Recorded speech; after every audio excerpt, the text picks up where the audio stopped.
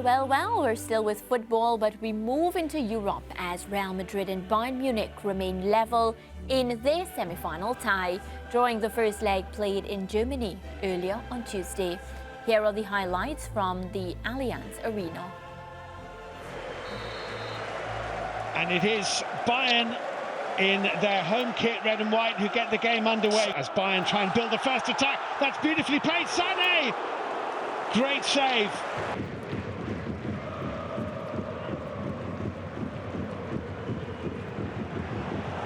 It's a really good run, it's a great ball, and it's 1-0. Vinicius Junior, 23 minutes played against the run of play, but it's a quite brilliant Real Madrid goal. Well, we've been talking about Toni Kroos trying to dictate the play, and this is absolutely brilliant from him. Good play as well, Vinicius Junior. He drags the defender in, Kim. Part of the equation. It's going to be Harry Kane, and it wasn't far away. Goes Vinicius Junior, Bellingham to his right-hand side. Now Bellingham to his left as they cross. Jude Bellingham for Real Madrid. He turns it away to Kroos. Shooting chance, really good save. Competition, as we have today. Here goes Sané. Mendy in front of him. Sané inside, scores! Piece of brilliance from Leroy Sané. Switch of play. Mendy should get out much quicker. He allows him to run into the box. The overlapping run from Kimmich. Getting away from Kroos. He can send it left and does. Musiala's in a good position. Musiala, is he caught? It's a penalty. It's a penalty to Bayern Munich. He's scored every penalty he's taken for Bayern Munich. 5 from 5. None of them as big as this. 2-1.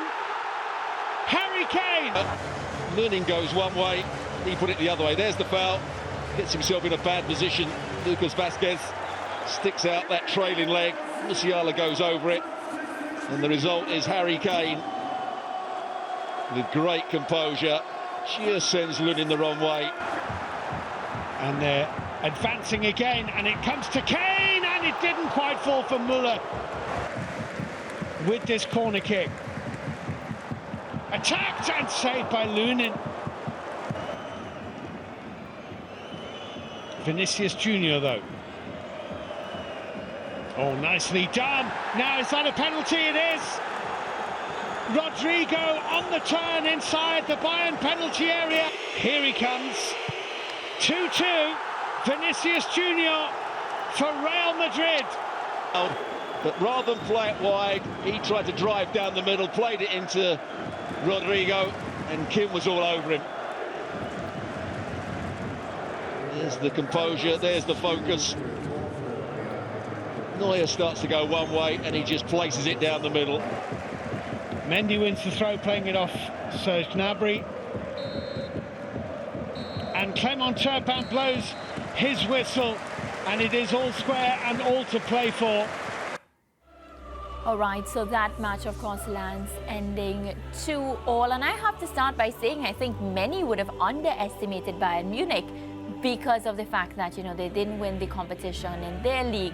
So many feeling as if, Harry Kane again would crumble like he did in that season. But for me, Harry Kane has really stood out when it comes to his goal scoring. The numbers speak for themselves. And today, yet again, getting his goal at the back of the net.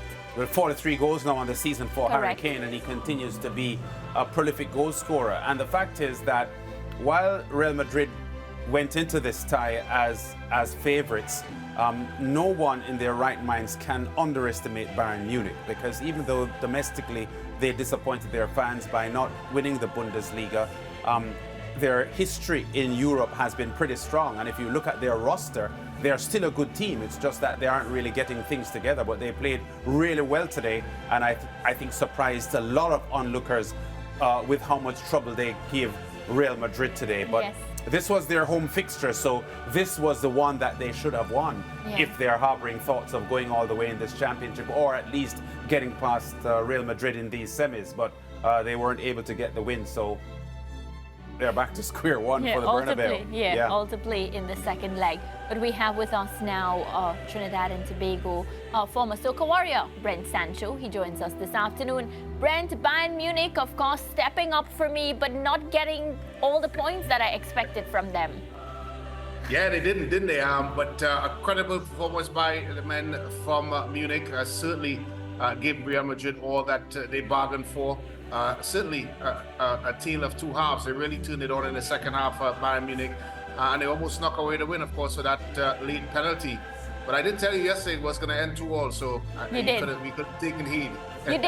You did, Brent, and I did warn Leger in the segment before that you're coming for his prediction guru title, but he said next season for you, so we'll see. It's too late now. yeah, it's too late. Well, let's spend some time now, Brent, talking about Vinicius Jr. and how he really has continued to be a light for this Real Madrid team, because in the post-match interview, Carlo Ancelotti speaking, and I want to quote him, Bellingham was tired, he had cramps, and then you see Vinny Jr. come in there and, of course, do his thing. Look, he's been something special for Real Madrid, more than special. And if you turn the clocks back and you remember where there was a point where I think there was Benzema had said something about don't pass him, that would have seemed like many moons ago. He's now the star and the pinnacle point for Real Madrid, of course, along with Jude Bellingham. And what he presents is a real threat, a real match-winning threat, and that's what he is. The Real Madrid is, as I said yesterday, are very comfortable defending for long periods.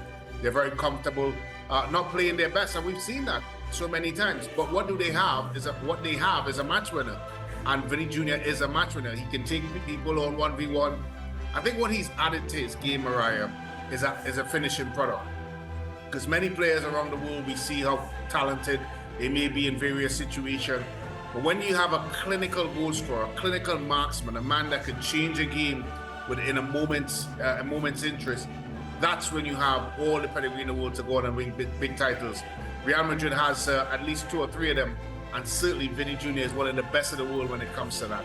Yeah, and as we talk about match winners, I can't say that about Harry Kane just yet. And it's so unfair, Brent, because before you joined us, Lance and I were talking about the type of season that Harry Kane is having, and that one thing on his back, the fact that he's not won any trophies, Many would feel as if, his performance today warrants him to walk away with a trophy. And I would like you to first assess his performance, as well as Leroy Sané stepping up, because Lance was grumbling before he scored that goal. No, look, I think Harry Kane does exactly what he's been doing all season long for Bayern Munich and for Spurs for that matter. He holds the ball up, he brings people into play, and most importantly, what top strikers are paid to do, he puts the ball into the back of the net, especially in critical and crucial times. And that's what Harry Kane is all about. I go back to what I said yesterday. I do think he is going to win silverware with Bayern Munich. Of course, Bayern Leverkusen having a phenomenal season in the Bundesliga. But I think normality will come back probably next season or even the season after. But he will win. I think this particular competition is very difficult for Bayern to win for several reasons. One being, of course, there's still Bayern Munich that has struggled this season despite Harry Kane's heroic effort of 40-plus goals. And there's still, of course, a Bayern Munich team that's struggling even offensively because they've relied heavily on Harry Kane. And you go to, of course, Sané and Serge Gnabry. Of course, they've had their injuries, but they don't have an end product. And if they do, it's not consistent enough to keep them in a competition like the Champions League or to go on to win a competition like the Champions League. And that's the issue that they have. They're struggling to obviously divvy up the workload when it comes to winning games because they rely so heavily on a brand new Harry Kane who's only just came into the team. Yeah, Brent, one of the high points of the game today, or the several high points, would have been how many excellent moments that we saw in this game. And I want to ask you this, because I'm not sure what your play of the day is or play of the game is, but there was that Toni Kroos pass for Vinicius that was, not often you would have a pass as a play of the day, but I think that pass was a contender for the play of the day. The Sané goal was brilliant, and there were some outstanding saves from Neuer as well. What was your play of the match? Yeah, I'm there with you, Lance. I'm probably one or two there. And the reason why I appreciate Kroos' pass so much is because, first of all, for him to see it, to see that pass is exceptional. As you see it there, and the weight on the pass Perfect. had to be perfect, and it was perfect. Yes. So those two factors to execute that, and for the viewers that are watching, he makes it look very easy. But I can tell you, that is one of the most difficult skill in football, way to pass, because that is where the top players in the world make their money. And Kroos, way to pass wasn't just perfect. I don't think Vinny Jr. had much more to do, you know. So it was an excellent bit of vision. Good run by Vinny Jr. I have to give him credit. And he didn't just do it one. I think, of course, he did it a couple of times. Yes. But that particular instance, of course, provided a goal. But it was a splendid pass and a good finish. Yeah, that was just awesome. I would just watch that pass over and over. It was so brilliant. A quick comment on Sane, Brent, because as a German fan, you know that I'm disappointed with Sane's growth as a player. He had gone to Manchester City as a 20-year-old back in 2016 and had 4 reasonable seasons there. But in him, I had seen at that point a player with superstar quality. But he hasn't transitioned into the kind of player that I think he would have been. I mean, his goal today was absolutely fantastic. But this is the kind of play that I had been expecting to see from Sane consistently as a player with talent. Yeah, you hit the nail on the head, and you hit the word on the head as well, and that's consistently. And if it's one complaint about Leroy Sane, it's that word consistently, because he has every single attribute that a winger should have. He has the guile, he has the pace, he has the nous, he has the intelligence, and he does and have the capabilities to finish from difficult situations. That goal he scored today is very difficult. However, how often does he do it? And I agree with you, it is extremely frustrating. I have him in the same bracket as a Dembele, that sort of player that teases, that has, you know what he can do, you know what's in the locker, but it just never comes out, or it rarely comes out. And if you're Thomas Tuchel and you're looking at that today and you're thinking to yourself, where was that all season? And I think that's the kind of frustration that Leroy Sane brings to the table. Yeah, I remember when Joachim Löw didn't choose him for the German squad for the 2018 World Cup in Russia. I was a little bit disappointed, but I can see now that, you know, maybe he isn't as good from a consistent standpoint as I had, you know, thought he would have been. So Joachim Löw's decision not to put him in the 2018 squad, in hindsight, Löw probably had seen some stuff that we are just seeing now. But Brent, stay with us. We will be coming back to preview the next day's game with Borussia Dortmund and PSG as these UEFA Champions League semi-final first leg matches continue. And we'll be back after the break.